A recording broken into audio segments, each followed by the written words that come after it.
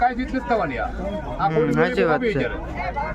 મારું નામ વાળા ભરતસિંહ પોપટભા, ખેડૂત આગેવાન ભાવનગર. જ્યારે ખેડૂતોએ એક જબરજસ્ત અમે અહીંયા ખૂબ મોટા આંદોલનો કર્યા અને જ્યારે સરકારે એક જરીક અમસ્તું એનું ક્યાંક પેટમાં પાણી હલ્યું એટલે અત્યારે એને જે જાહેરાત કરી કે NCC એપ સરકારની જે ઓલી છે એ એમ કે ખેડૂતોની ડુંગળી ખરીદ છે, પણ આજે જ અમે મહુવા માર્કેટિંગ યાર્ડમાં આવ્યા. હવે અમારી ડુંગળી 250 થી 300 રૂપિયા સુધીમાં વેચાય છે અને આ NCC એપવાળા 285 રૂપિયામાં જ ખરીદે છે. એટલે આ ખેડૂતોને એક ઊલો બનાવવાની વાત છે.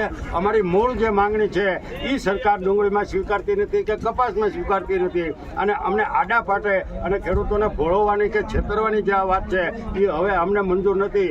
આ 285 રૂપિયામાં જો NCC ખરીદવાની છે એમાં ખેડૂતોને એમાંય કાંઈ એક પૈસો મળવાનો નથી અને એ ક્યારેક ક્યારેક ખરીદવાની છે.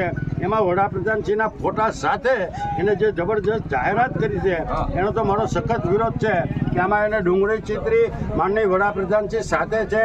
આમાં 11 પ્રકારના નિયમોવાળી ડુંગળી અમારે દેવાની છે.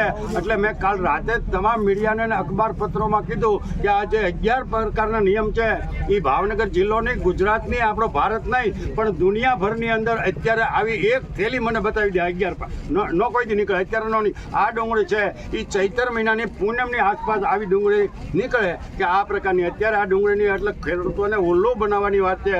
આ સરકાર હવે અમારી વાતમાં સમજી જાય. અમારી ડુંગળી જે આ ખેડૂતોની છે એ 50 રૂપિયાની કિલો લેખે ખરીદે, 1000 રૂપિયાની મણ, અને પછી એને ગરીબોને દેવી હોય તો ભલે 5 રૂપિયાની કિલો આપે. અમારો કપાસ છે એ 2500 રૂપિયાનો મણ ખરીદ્યો, પછી તમારે કોઈને દેવો હોય તો તમે તારે મફતમાં આપો.